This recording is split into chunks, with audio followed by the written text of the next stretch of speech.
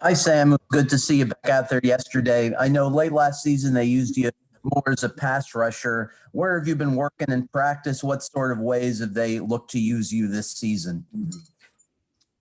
Just anywhere. I move around, inside, outside, pass rushing. I'm just ready for whenever my number's called and just do what I got to do to help the defense. Adam? Sam, you're obviously part of the rebuild last year, and there were some tough times to start this season. Not just the spirit of the team, but the execution of the team. How much is different this year from last year? I just feel like it's a culture change. We still got a lot of guys from the team last year, so then he brought in some more guys this year, and it's just been a culture change. Flo's still hard on us, but he's took it back on us a little bit. We still work hard. I feel like we're the hardest working team in the NFL, but I feel like now we're working a little bit smarter. Guys are buying in. We don't dread coming in on Wednesdays like we kind of did last year. And we're just growing better as a team. Joe? Well, Sam, good to see you.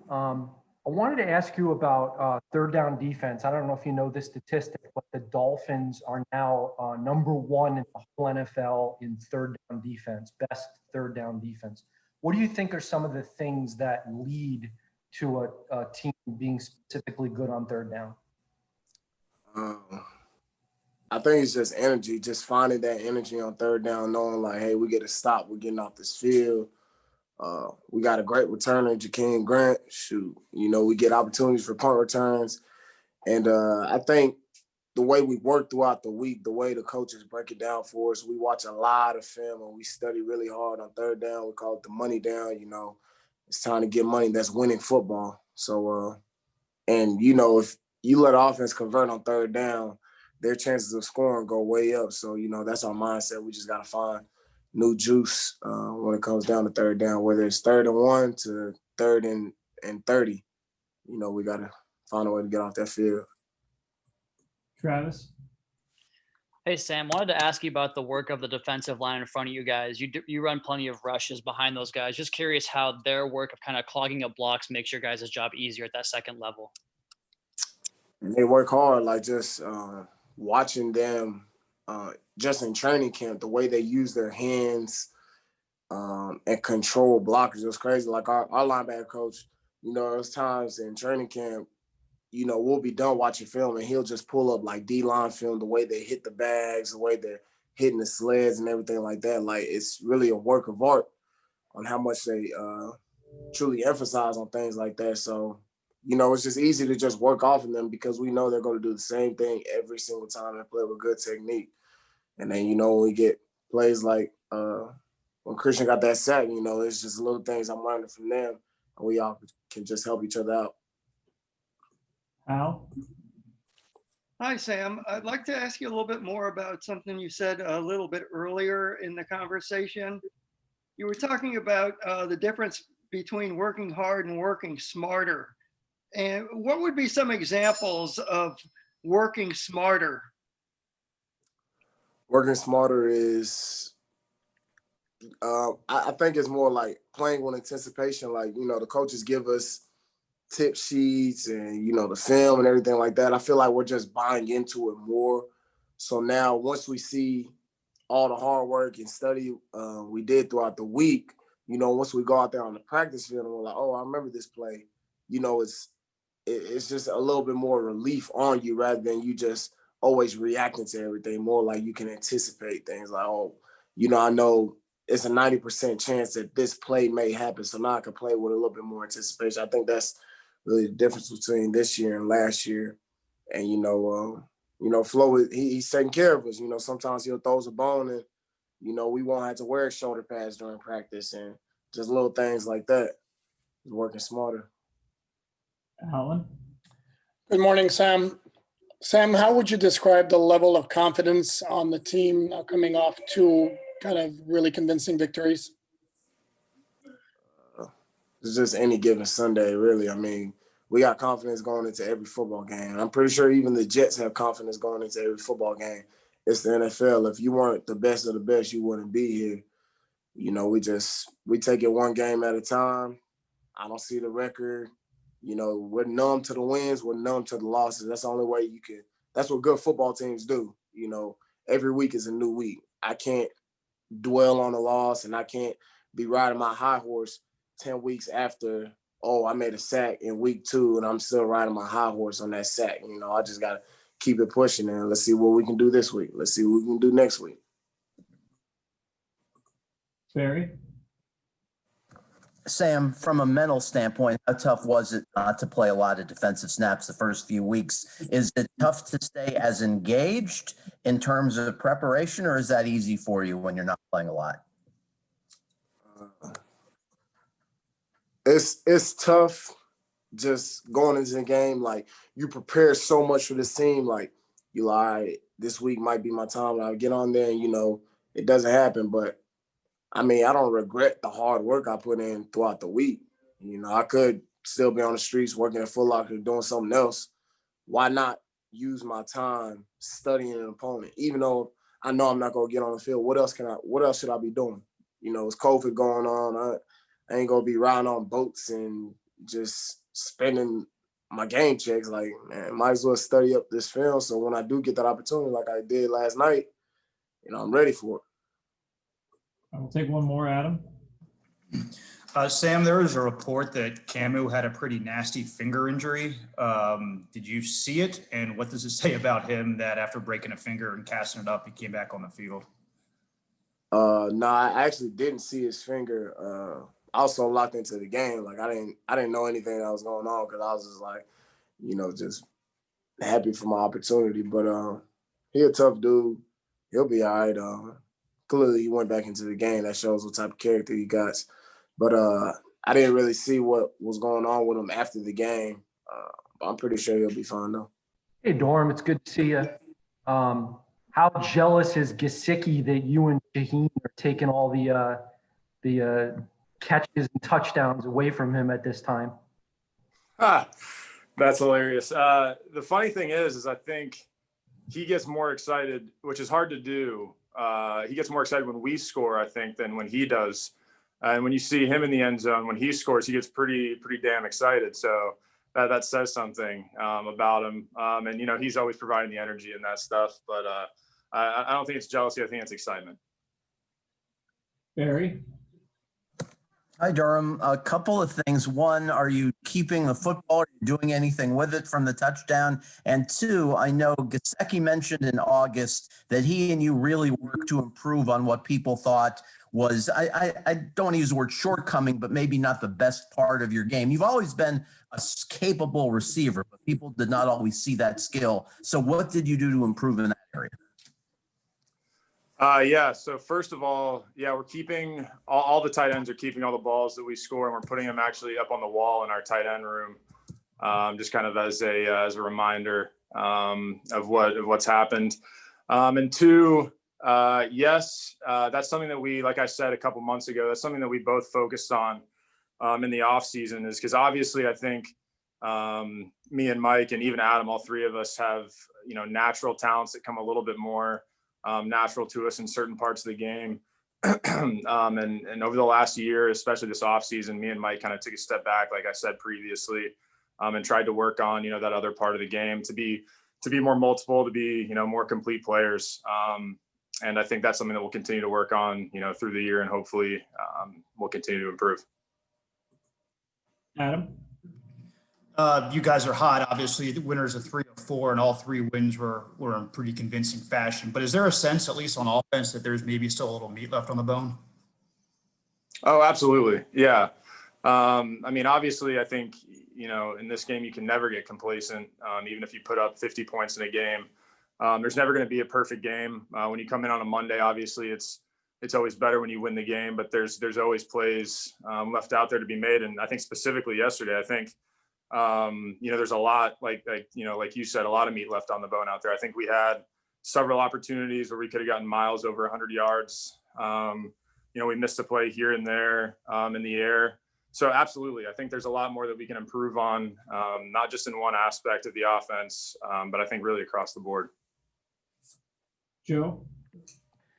Durham, I think the way Ryan kind of supports publicly Tua sort of sets the tone for everyone, including the players, of course. How Tua performed, it's not just handing off, but actually, rolling in the end zone and completing a pass. What is your reaction to that? Yeah, I think, obviously Ryan's the one that you see, publicly cheering and things like that, which is awesome to see. But, I think really across the board, this franchise has done a great job of bringing in, I think Ryan said it yesterday or maybe the day before, but really the right type of people. Because, I think it's rare that you see so much support really across the board. So like I said, you see Ryan publicly supporting Tua. Tua's, great with him, but I think it goes to every position. If you look in our room, we're all supporting each other, the O-line, the defensive side of the ball. And that's something that I think is rare, at least, through my 3 years in the league so far. You don't see it every year with so much consistency across all these position groups. So I think we've done a great job bringing in the right guys that'll definitely support each other. And it's cool to see Tua get out there and succeed in his first couple snaps. Al? Durham, not to bring up unpleasant topics, but 1 year ago tomorrow, this team was 0-6. How far have you come in this year? Yeah, I think we've come a long way. I hate to kind of be repetitive here, but I think a lot of it comes back to just, the guys that we've brought in this locker room that have really had a very direct focus on the mission, which is, turning this team around and becoming a consistent winner here. And obviously we've been hot the last few weeks, but that's, this is something that you have to continue to focus on kind of consistently through the season, because even when, you're hot, this is the NFL, every week you can lose. So I think we've done a good job thus far in terms of, trying to turn the tide coming from, like you said, last year at this point in the season. But it's just something that we'll have to continue to work on, through the year. Alan? Hey, Durham, how would you describe the level of confidence on the team after the 2 big wins against the 49ers and the Jets? Yeah, I think it's really high. I think guys are starting to realize that they can count on each other. And something that we've talked about is, shifting the overall mindset of the team from, hoping to win to expecting to win. And I think that's something that, as we continue over these next few weeks and, hopefully we build that confidence like we have been the last few weeks, that mindset will be kind of cemented across the board. And I think that's really what, takes teams to the next levels when there's an expectation to win instead of just going in and hoping to win. Safid? Hey, Durham, is there a little bit of you guys maybe, with the schedule change and stuff, that this bye maybe came at a bad time or a wrong time for you guys, with you guys kind of rolling and kind of, picking up the last 2 games? I don't necessarily think so. Obviously in a very unique year, everyone's on their toes, across the league. But I don't think this will slow us down. Going into a bye, I always kind of enjoy it, besides, having a little time to get healthy and things like that. I always enjoy a bye because this is the time of the year where you can kind of take a step back, do some self-scouting, on the offense as a whole, as an individual. So I've always thought that, coming out of a bye, I've been more successful. And I think a lot of guys think that same way, just because there's some self-reflection. So, honestly, I think it comes at a good time. We've won a few games here. Obviously, there's a lot more, like I mentioned earlier, that we can build on. I think we can improve across the board, and hopefully we can take this week to kind of accelerate that. We'll take one more, Barry. Durham, as a group, you guys have done really well with COVID, obviously, in the last month. Does Coach Flores have a specific rule saying, I don't want you going out to sports bars, restaurants? If not, have players sort of agreed among themselves, we're going to do that sparingly? Yeah, obviously there are protocols that are ever changing, from the league itself. And, we all follow those, obviously, as league rules. But I think, this team is is we've talked about it several times, just about being professional. Especially in a season like this, as you've seen kind of across the league, teams get hit by things here and there. It can really affect not only practice time and things like that, but it can kind of affect, who's actually playing in the game. And obviously that affects the outcome. So I think it's just about being professional. We've talked about it, off the field. We try to limit it to, 3 guys or less kind of together at one time. And, I think most of the time it's actually just guys on the team. So we're kind of just keeping it in-house with things like that. And, hopefully we'll continue to, be professional and, and do a good job in that aspect. With COVID really well since the season started. Besides wearing masks, can you please tell me 1 or 2 other things that you think you all are doing as a team or as individuals that are helping? I think everyone's just going home or just here to the facility. We reported July 28th. I haven't been anywhere but my house or the facility. And I think a lot of guys are taking, that responsibility pretty seriously. And so far, so good in the regular season. Knock on wood, we got to keep doing our routine. Alan? Good morning, Ted. Want to ask you if you can describe for me the level of confidence among the players after the big wins against the 49ers and the Jets. Anytime you can, string 2 wins together, any wins together in the NFL is going to breed confidence. Definitely feels good going into a bye week here, getting back to even. But we got to keep working our hardest, keep coming in every day to improve. I know we're going to have a lot of improvement to do this week and then some rest. And then we got a, big game coming up here in 2 weeks. Adam? You guys, I don't have the stats right in front of me, but statistically, stack-wise, you're in the top half of the league. What has gone so well with your pass protection this year? Well, I think a lot of credit goes to, Coach Marshall and Coach Gailey scheming it up and, Ryan getting us in the right calls, and then, come down to individual technique and winning one-on-ones. And we're fortunate, and we work hard to win our one-on-ones, and we're doing a good job of it across the board, and got to keep it going. Joe? Hey, Teddy, good morning. Durham Smythe was talking about how eventually the mindset shifts from hoping to win to expect to win. Where are you in that process? I think we're close to expecting to win.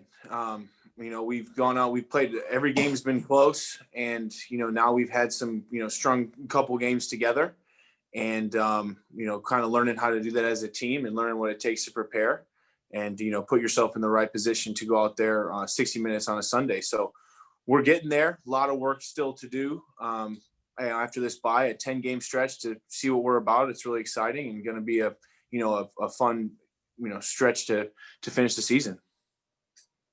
Cam?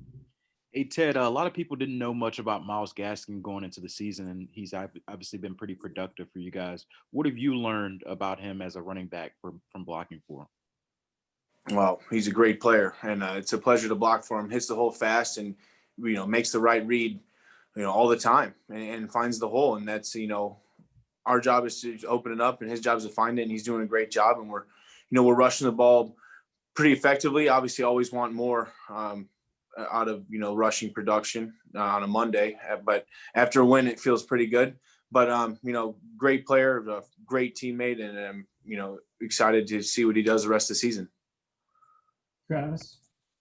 Hey, Ted, I want to piggyback off that comment about Myles Gaskin, because after the game yesterday, he talked about the way you guys hold him accountable, and there's a relationship on this team to not be afraid to speak up and about, when a guy maybe can do more. I'm just curious how that relationship develops between a team and between you guys and Myles Gaskin specifically.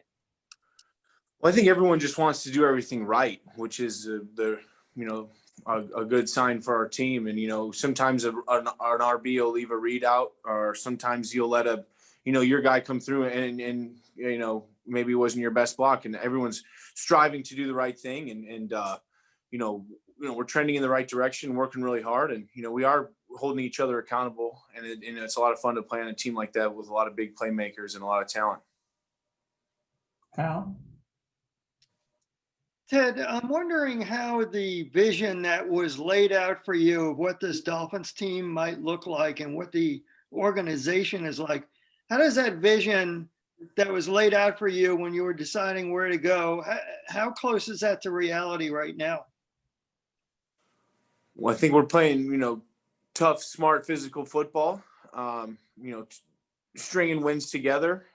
Still a lot of work to do, a lot of improvement. And we're working hard every day.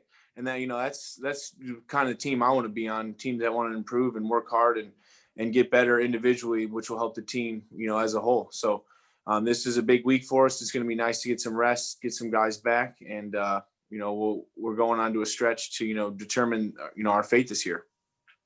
Omar?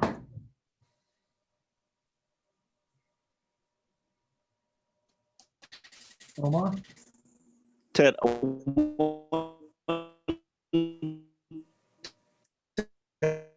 Lost you.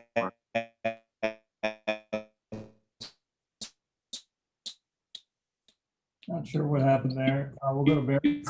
We'll come back to Omar. Ted, I want to ask you, what is it about Coach Marshall that's made? Oh, he's talking. Okay. And I was going to ask you, what is it about Coach Marshall that you think has been a good fit with the three rookies in particular? Is he a good teacher? Is he a yeller? What about Coach Marshall has helped the three rookies?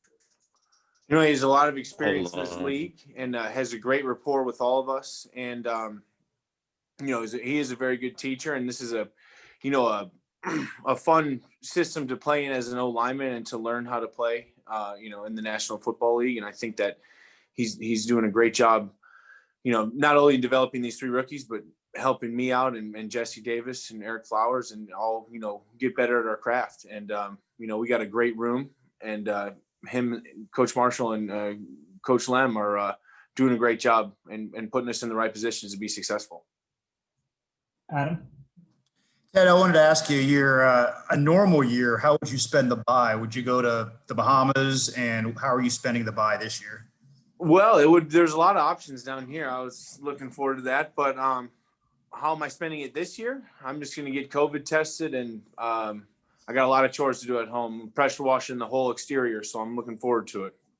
Is that a bye weekend then, or is that just a weekend you're working that you don't have a game? Well, I just put so much stuff off. It's nice to get caught up at home. So, that is a bye weekend to me. It's not a vacation. This year we got to come in and get tested every day. So might as well just get up, get going and get some stuff done to have peace of mind for the final, the second half of the year. All right, we'll take one more, Joe. As Fitzy would say, the Tua question. You can't leave without answering one Tua question. So I'll try to be creative. How did his approach to the game and approach to that play, rolling out to the side there in the end zone as opposed to just handing it off, how does that sort of align with any confidence that you've seen this young man gain over the last 7 weeks?